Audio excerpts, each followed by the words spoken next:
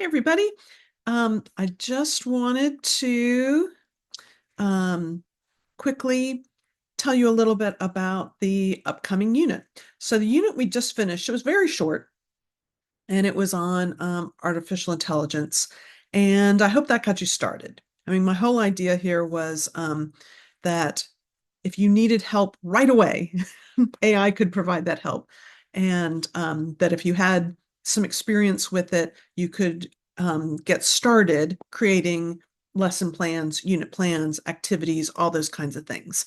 So if you ever need more help with that, just let me know.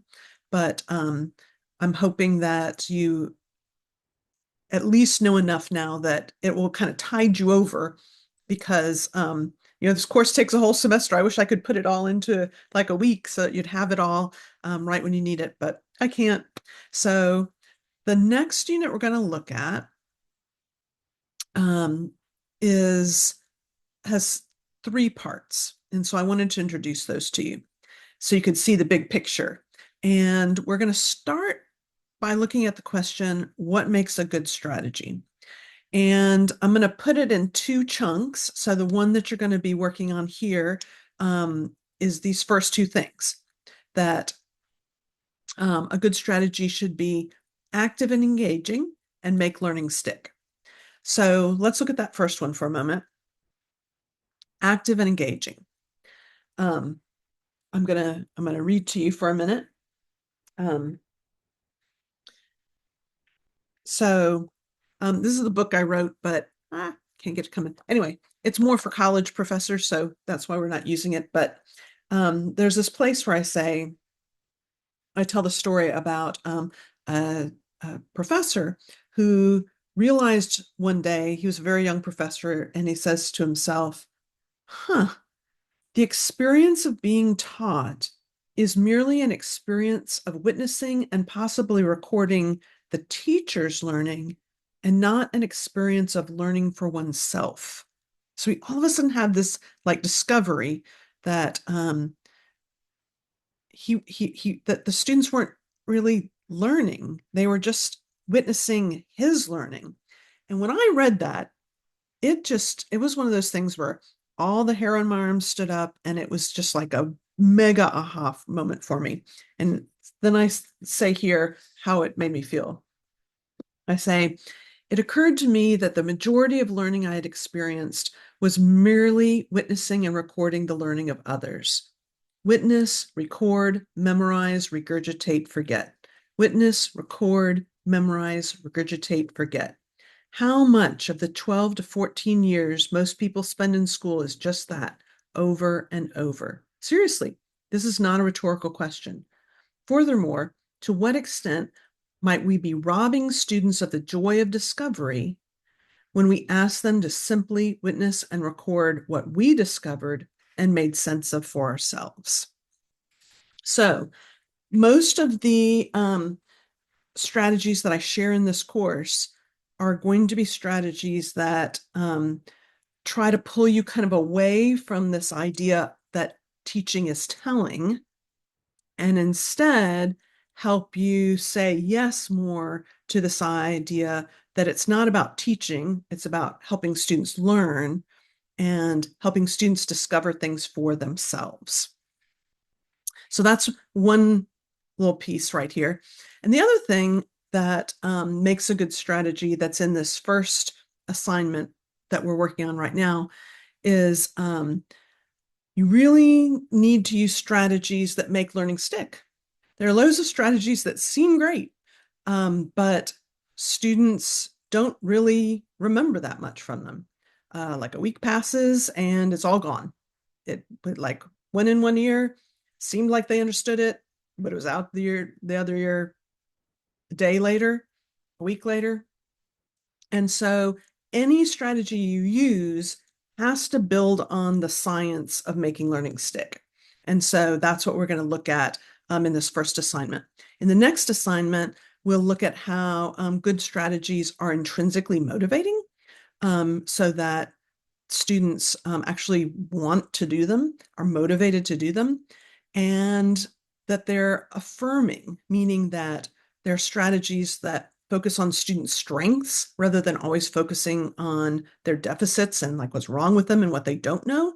Um, Imagine if, you know, like someone who's mentoring you and coming to your class and helping you learn to teach was really noticing what you were good at and helping you build on that instead of just like coming back to you with a list of, all right, you did this wrong, this wrong, this wrong, and you suck at this and you're terrible at that. But that's what we tend to do with kids, right? We tend to tell them what they're bad at and what they're doing wrong rather than trying to help them understand their strengths, build on their strengths. And affirming strategies would also like build on students' lived experience and their interests. Students don't come to us as blank slates. They know all kinds of things.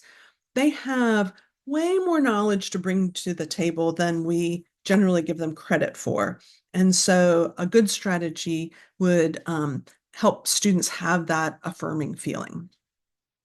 So that's the first piece of this particular unit, and it'll be in 2 assignments.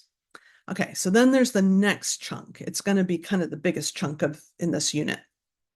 And it's going to be strategies that go with specific parts of a lesson. Now, I'm just going to start by saying I do not love this kind of standard lesson plan.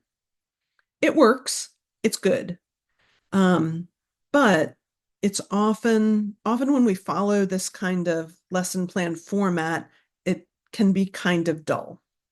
But this is what most schools tell you to do. They may use different words, but basically it's these 5 parts. And because that's what your schools are asking from you, I'm going to go ahead and teach you that. And then halfway through the semester, we'll move toward away from this kind of really traditional way of doing things to looking at what other options will be. But basically, just a nice solid lesson, traditional lesson would have these 5 parts. Preparing to learn, that's a part we often don't pay enough attention to, but that would be, building interest, hooking the students, warming up the brain, those kinds of things. Because you can't just leap into learning, you have to kind of ease students into it and build to it. Then usually we introduce new information, often through lecture, which is unfortunate. It's not a particularly strong way to introduce new information. So I'm going to show you loads of other options. And then once you've introduced some new information, you often have students kind of practice it, play with it in some way. And then you'll notice I've got a gap here because those first 3 steps you often would do maybe multiple times over several days before you would move into this next step, which would be to apply.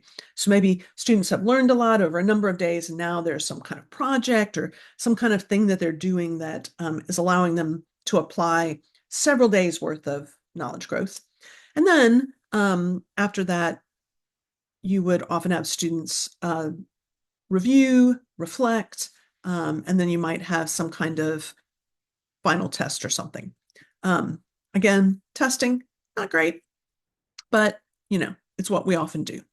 So what I'm going to do is show you strategies that go with each of these 5 steps, and what one by one, so that you can see what strategies would be good for doing that thing. And then finally, kind of the end piece of this unit is going to be what I'm calling like next level learning. That would be differentiation. I imagine that's a word you've heard thrown around a lot. What does it really mean? What does it look like? It is something that you would do through all the steps of a lesson. The same is true with questioning and quizzing. It's something that you would often do at various points in a lesson. So we're going to look at that. And then similarly, formative assessment and feedback is something that you should be doing throughout lessons, throughout units. And so I'm kind of putting these 3 things together because they are kind of next level, but they're also things that don't belong in a specific part of a unit, but would be through the whole unit. So I'm hoping that gives you a little bit of a picture of what's coming over the next, I'm going to say it's probably 5 or 6 weeks. And so let's get started. I will see you later.